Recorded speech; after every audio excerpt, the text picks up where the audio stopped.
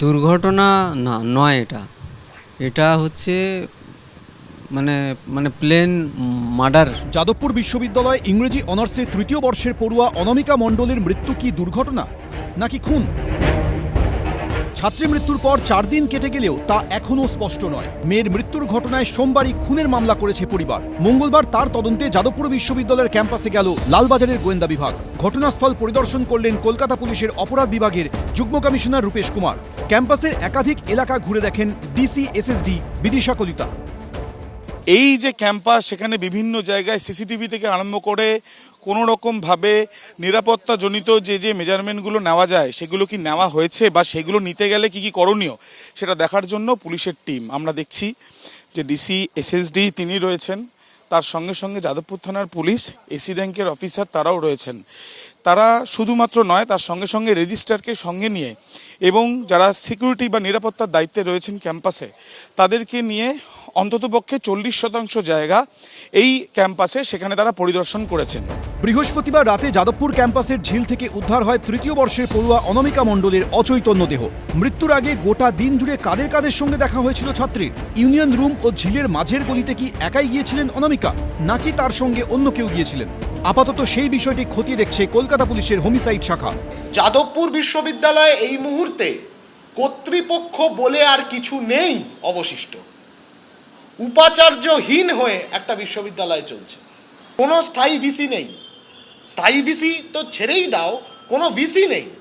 রাজ্যপাল এবং মুখ্যমন্ত্রীর এই হাডুডুডু খেলার কারণে যাদবপুর বিশ্ববিদ্যালয় অভিভাবকহীন হয়ে পড়ে আছে। নিরাপত্তা কর্মী নিয়োগ বন্ধ করে রেখে দিয়েছে।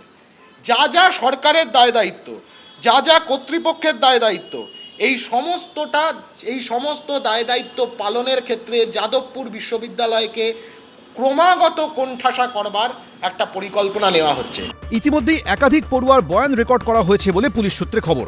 অন্যদিকে মৃত পড়ুয়ার পরিবারের দাবি, বৃহস্পতিবার রাতে হোয়াটসঅ্যাপের ফ্যামিলি গ্রুপে সন্ধ্যে 7:22 অনুষ্ঠানের ছবি পাঠিয়েছিলেন তৃতীয় বর্ষের পড়ুয়া অনামিকা। রাত 8:56 ও রাত 9:01 অনুষ্ঠানের দুটি ভিডিও পাঠান তিনি। রাত 9:08 মায়ের সঙ্গেও কথা হয় তার। ছবিগুলো পাঠাচ্ছি, দেখছো ছবিগুলো দেখো, আরও পাঠাচ্ছি আমি। তো মা বলছে আর পাঠাতে হবে না, তুই এবার চলে আয়, বেরিয়ে আয়।